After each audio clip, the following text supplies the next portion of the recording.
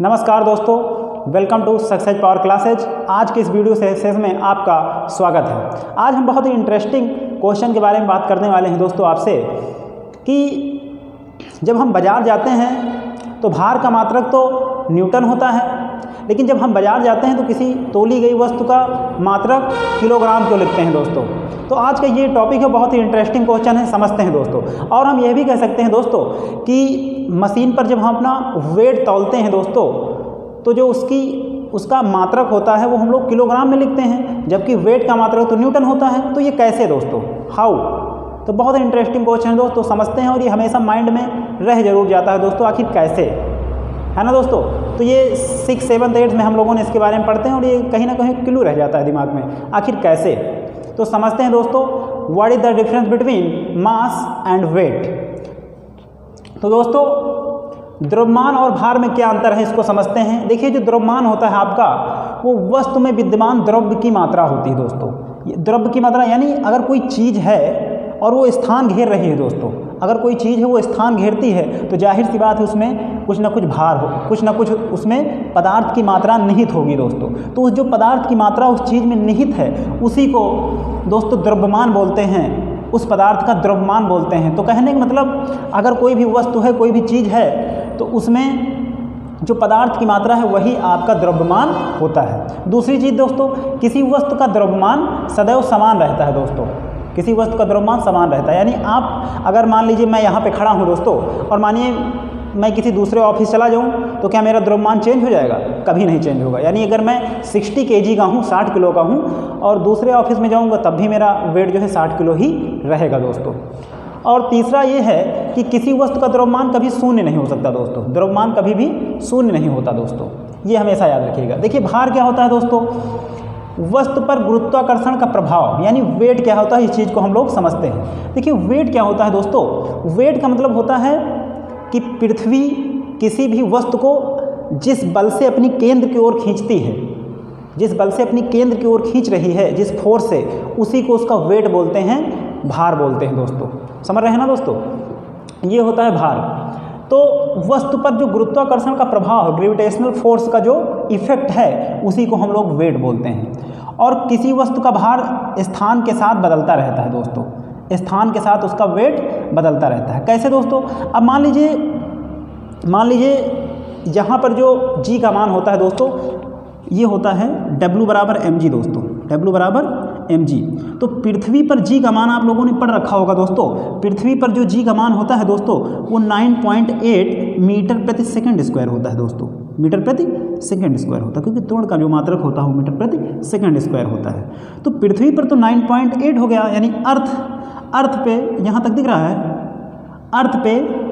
अर्थ यानी पृथ्वी पर तो g का मान 9.8 होता है। मान लीजिए आप जुपिटर पे चले जाएं, जुपिटर बहुत बड़ा ग्रह है दोस्तों, वहाँ पर जो g का मान होगा वो कुछ दूसरा होगा दोस्तों, कुछ दूसरा होगा दोस्तों। तो कहने का मतलब g का मान हर प्लेनेट के साथ बदलता रहता है दोस्तों। यानी हर प्लेनेट, भाई अब जुपिटर बहुत बड़ा होता है तो वो किसी वस्तु पर ज़्यादा फोर्स लगाएगी दोस्तों, उसको ज़्यादा फोर्स के साथ अपनी ओर खींचेगी, तो वहाँ पर उसका g का मान डिफरेंस होगा।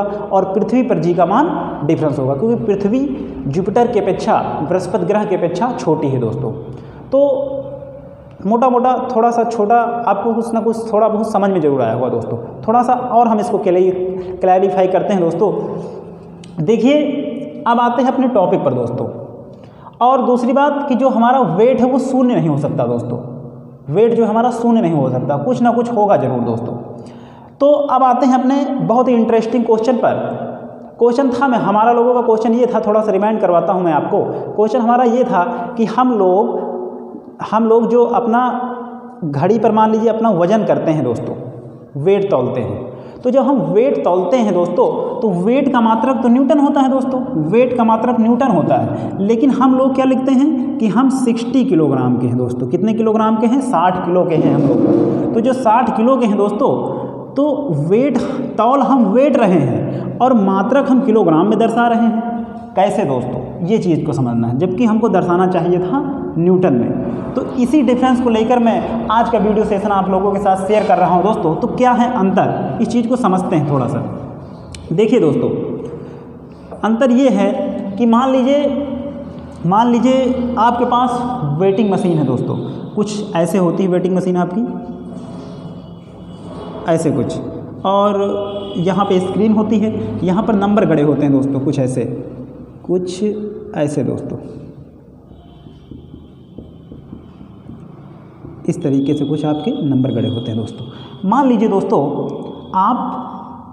आपका वेट 700 है दोस्तों। कितना है? 700 न्यूटन है दोस्तों, 700 न्यूटन है। या फिर थोड़ा सा ऐसे समझिए, मान लीजिए आप जो है 60 किलो के हैं, मान लीजिए यहाँ पे जो है, यहाँ पे मान लीजिए 60 किलो होगा, 60 हो जाएगा ये दोस्तों, आपका 60 हो जाएगा। और यहाँ पर आपका हो जाएगा, मान लीजिए ये आपका 65 हो गया, यहाँ पर आपका 70 हो जाएगा, और यहाँ पर 60.1 ऐसे ही कुछ होगा, है ना दोस्तों।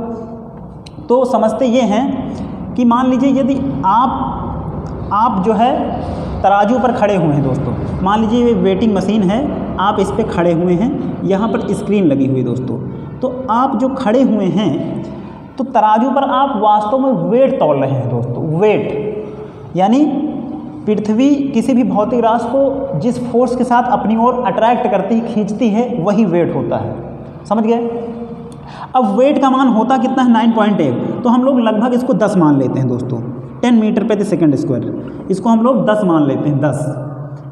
तो इसको अगर हमने 10 मान लिया तो मान लीजिए हमारा जो द्रव्यमान है, ये मान लीजिए ये 60 है। कितना है?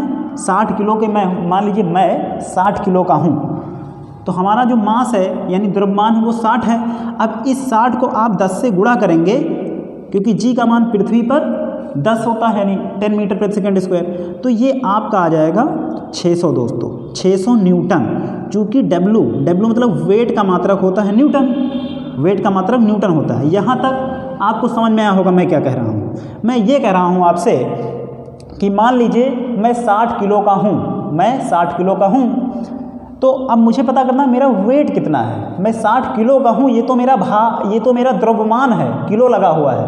60 किलो का मतलब ये हुआ, 7 किलोग्राम का मतलब ये हुआ कि मेरा द्रव्यमान 60 का है। तो वेट कितना हुआ? तो वेट के लिए फार्मूला होता है W बराबर mg। तो m का वैल्यू दी हुई 60, तो हम लोगों ने 60 रख ली, g की वैल्यू 10, लगभग 10, 9.8 का मतलब लगभग 10। इसको हमने मल्टीप्लाई कर दिया, ये हो गया 600 न्यूटन। यानी अगर मैं 60 किलोग्राम का हूँ तो मेरा जो भार होगा वो 600 न्यूटन होगा। लेकिन वास्तव में घड़ी में तो 60, 65, 70 ऐसे दिए रहते हैं, तो वास्तव में ये तो नंबर नंबर गड़े रहते हैं दोस्तों, उससे मुझे कोई फ़र्क नहीं पड़ता है।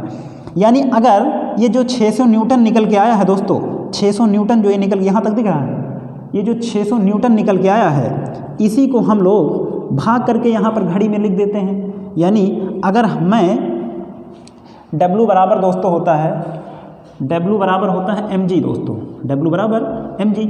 अगर मुझे मास चाहिए, द्रव्यमान चाहिए, तो मैं क्या करूँगा? इस W को g से भाग कर दूँगा, समझ रहे हैं मेरी बात को? तो हमारा द्रव्यमान निकल आएगा। तो कहने का मतलब अगर मैं 60 किलो का हूँ तो इसको मैं 600 न्यूटन भी मान सकता हूँ दोस्तों। कितना मान सकता हूँ? 600 न्यूटन मान सकता हूँ। लेकिन वास्तव में ये तो है घड़ी, तो इसको हम लोग घड़ी में जो नंबर लिखे रहते हैं उसको भाग करके लिख देते हैं। यानी उसको हम जो है किलोग्राम के हिसाब से लिख देते हैं। तो कहने का मतलब चाहे हम ये मान लें कि हम 600 न्यूटन के हैं, और चाहे ये मान लें कि मैं 60 किलो का हूँ। I think you are understand properly this topic दोस्तों। तो अगर आप मान लीजिए 65 किलो के हैं, तो हम ये भी बोल सकते हैं कि मैं 6500 न्यूटन का हूँ। तो आपको समझ में आ गया होगा कि आखिर द्रव्यमान और भार में अंतर क्या है, what is the difference between weight and mass. तो कहने का मतलब दोस्तों ये हुआ, ओवरऑल आप लोगों ने इस चीज़ से ये समझा कि घड़ी में तो नंबर गड़े रहते हैं दोस्तों। घड़ी में चाहे मैं 600 न्यूटन लिख दूं या 60 लिख दूं, बात एक ही है दोस्तों। तो वास्तव में हम घड़ी में वेट तौलते हैं और घड़ी में नंबर जो दिए रहते हैं वो किलोग्राम के हिसाब से दिए रहते हैं, यानी किलोग्राम के अकॉर्डिंग दिए रहते हैं। इसीलिए दोस्तों हम लोग बोल देते हैं कि हमारा वेट 60 kg यानी किलोग्राम है ना दोस्तों। तो कहने का मतलब आपका किलोग्राम में दिया है कोई दिक्कत नहीं, तो वो भाग करके दे देता है, यानी यहाँ पर 600 को 10 से भाग करके वो दे देता है, इसमें जो नंबर गड़े रहते हैं।